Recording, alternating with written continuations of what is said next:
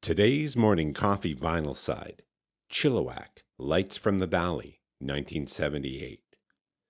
It's Friday here on Morning Coffee Vinyl Side, and that means it's time for another Vancouver Van-Tastic Vinyl selection, where we pay homage to our great city by featuring an artist or an album, new or old, with a significant Vancouver connection. Today's selection is Chilliwack's Lights from the Valley, their seventh studio album released in 1978. When Vancouver Band, The Collectors, parted company with vocalist Howie Vickery in 1969 and guitarist Bill Henderson joined the group as their new singer and principal songwriter, it was only right that they'd usher in the 1970s with a new name and focus. The newly christened Chilliwack released a series of 5 albums, about one a year, as they hopped between record companies until Henderson and Company found themselves signed to Vancouver's Mushroom Records for their 6th studio album, 1977's Dreams, Dreams, Dreams. The signing with Mushroom was a leveling up for the band that was desperate for a secure home. Mushroom Records, backed by the Vogel family, under the direction of Shelley Siegel, was hot, and the newly renamed Mushroom Studios in the former Can-based studio space was equally soaking in the success of several high-profile projects. Most notably, Heart's 1976 debut release and previous Morning Coffee Vinyl Side Van-Tastic Vinyl selection Dreamboat Annie. Dreams was, by any measure, a success for the band, led by their single Fly at Night, a track often mistaken for a Neil Young recording. The expectations and excitement leading into the sessions for this, their 7th studio album, were very high, but so were the stakes. Mushroom Records, cresting the wave of their initial success with Heart, suddenly found themselves in a protracted legal battle with the Wilson sisters and were hemorrhaging money. The battle between AM and FM radio and soft and hard rock was playing out in real time, reflecting changing public tastes, and the rising quality of local music and the incubation of local talent in engineering, production, and songwriting had set a new standard to meet or exceed for any band.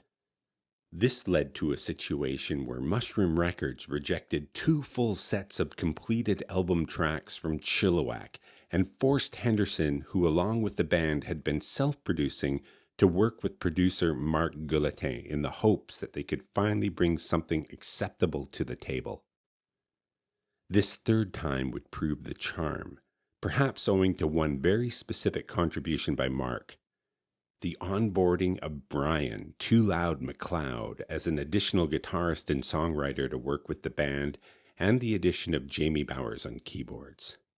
Lights from the Valley is remarkable for many things, most notably its sonic oscillation between 70s soft rock with leanings into acoustic folk and the harder yet still melodic electric guitar-driven rock that would go on to dominate the FM radio airwaves in the years ahead. The album captures Chilliwack at a crossroads, caught between the sounds and aesthetics of 2 bands, America and Boston.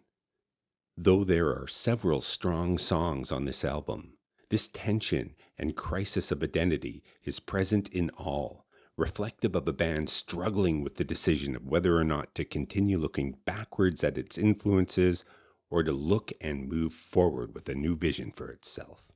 The sessions for Lights from the Valley functioned like a crucible, with the intense heat and pressures breaking the band down. By the time of the record's release, it had been decided.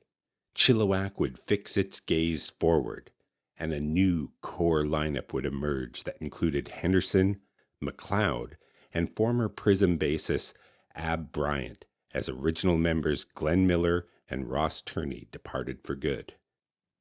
Bigger challenges lay ahead as the core returned to the studio after being road-tested supporting Lights from the Valley to record their 3rd Mushroom Records release.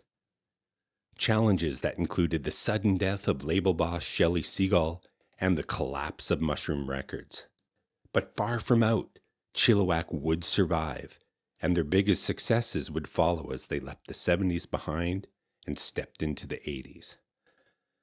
But it was the intersection of all those tensions, all those forward and backwards influences, the pull from both AM and FM, the soft and hard rock aesthetics, the infusion of new blood into old band dynamics, the economic pressures and the oversight brought on by Mushroom and their chosen producer. All these things, that's what's so fascinating and wonderful about this album. It's all here in the songs and mix. There's a deep meta-narrative that encapsulates both the dynamic changes of the era, but also the unique history of Vancouver music, a history that is slowly being lost to time and memory. That's why I think it's so important to dig for these musical treasures and to engage with and play them. If you're from Vancouver, this is your heritage too.